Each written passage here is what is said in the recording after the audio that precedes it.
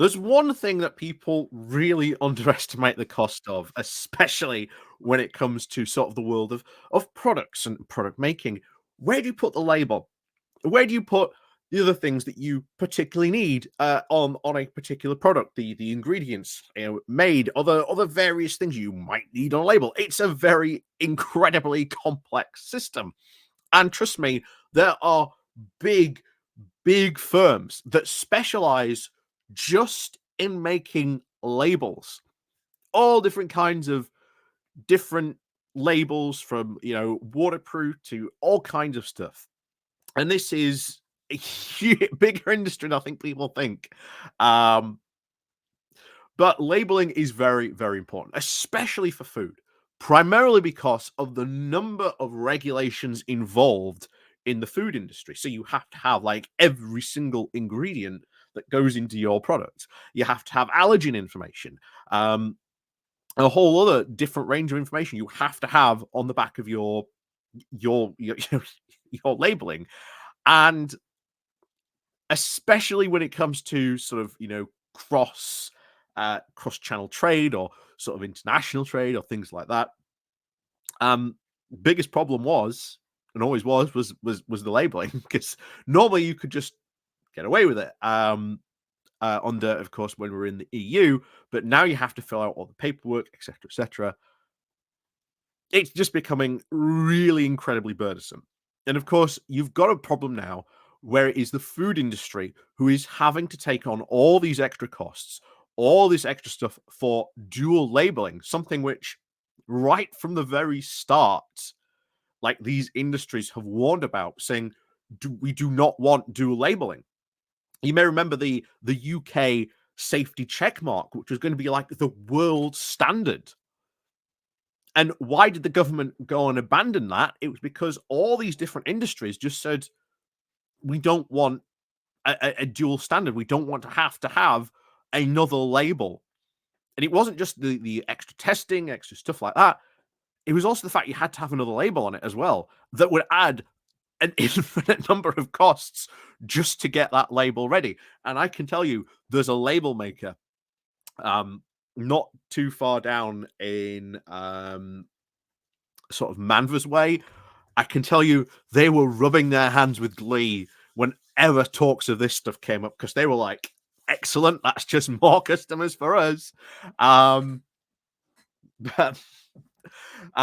so we're going to go over on this, because this now seems to be coming to a potential head, because you've got a government who is like, look, we want to do these sort of this trade. We want to sort of make sure this sort of the Windsor framework, etc., is all working.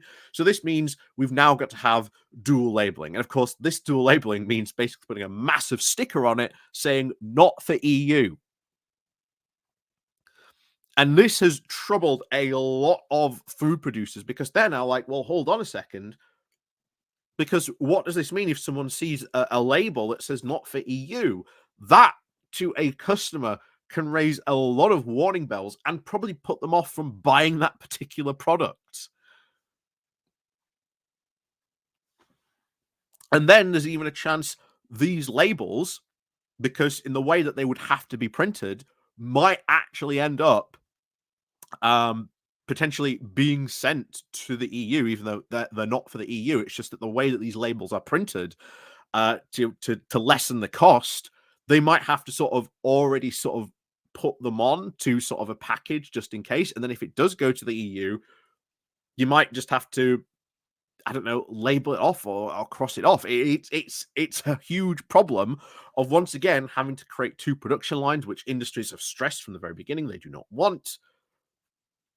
But here we are with the government introducing a consultation about this EU labeling, and the food industries are not happy. And now they are threatening, and I love this, they are threatening legal action. So if these food industries, or these food trade bodies, as it is, do decide to pursue legal action, and it does look like that it is pretty much all the big players, that all the big trade bodies for like the UK food industries are already grouping together and seeking legal action on this. So this is going to be a huge, huge embarrassment to the government if they take this to court. And then it's like, well, what do they particularly seek in this case? And of course, what happens if they win?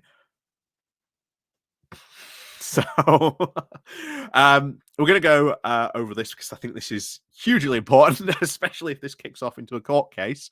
Um, so before we do that, please do remember to click on the like, share, and subscribe button down below. There are links to my Patreon page, the one donation the button called Buy Me Coffee, where you can buy me coffee, the YouTube thank you button, and of course the Pony Club as well. So let's kick off into this today. This is from The Guardian. With food trade bodies consider legal action over post-Brexit not for EU labelling. So the food industry trade bodies are now discussing whether to take legal action against the government over the post-Brexit plans that will require all meat and dairy products sold in the UK to be labelled as not for EU. The food producers say that this labelling will add over £250 million a year to their costs. Because, as I said at the beginning, labelling, people just don't think of it as a cost. But if you are, you know, labeling hundreds of thousands of different products, it adds up very, very quickly. Very, very quickly. They would also say that this would now further fuel inflation, and they are trying to discuss a legal challenge as now a viable option if a solution with the government is not found. One body said that it was already consulting lawyers to examine its options if sensible alternatives to the plan were not put forward. So, as part of the Windsor Framework agreed with the EU last year, since October, all meat and dairy products from Britain to be sold in Northern Ireland have to carry a not for EU label. The measure is designed to prevent goods from bypassing EU controls by being sent into the Republic of Ireland, which does not have a hard border with a customs check on goods going from Northern Ireland. But the labelling is now set to be extended to all meat and dairy products sold in the UK from October as part of a, quote, safeguarding the union deal with the Democratic Unionist Party that was agreed back in January. And from June and from July of 2025, all fruit and veg will also have to be labeled.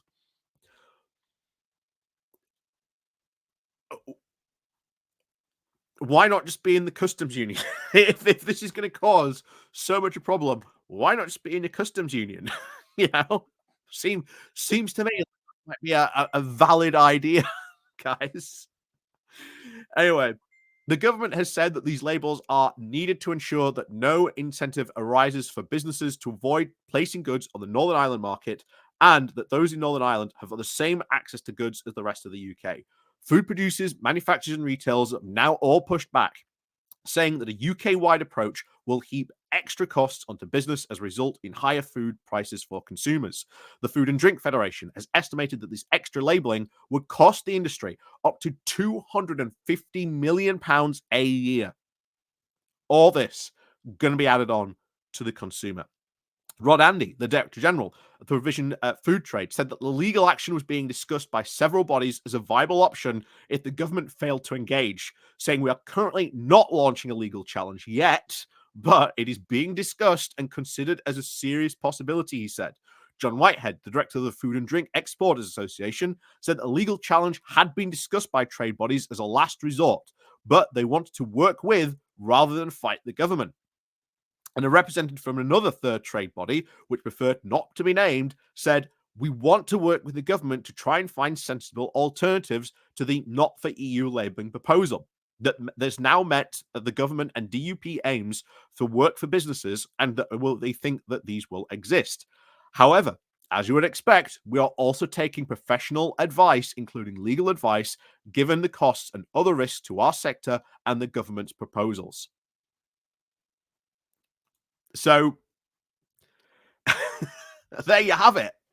We could soon be in a really weird situation because it's if they do go to court, what exactly are they going to go to the court for?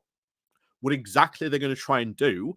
Are they going to try and get rid of this EU labeling? And if they do succeed in that, what does then this mean for the whole promises that Rishi Sunak made to the DUP to get them back into Stormont? And then what does that also mean, particularly for the Windsor Framework?